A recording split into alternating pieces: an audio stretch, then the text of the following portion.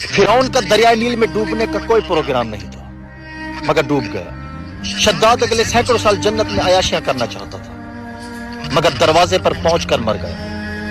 Nimrod की planning तो कई सदियां और हुकूमत करने की थी, मगर एक मच्छर ने मार डाला।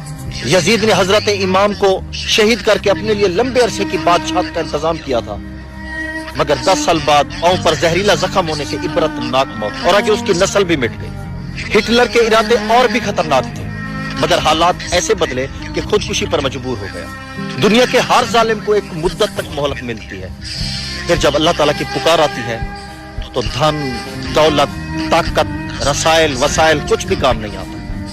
सारा गुरूर और घमंड और तकब्बुर यही रह जाता है। कुछ जाता है साथ तो अमाल और किरदार।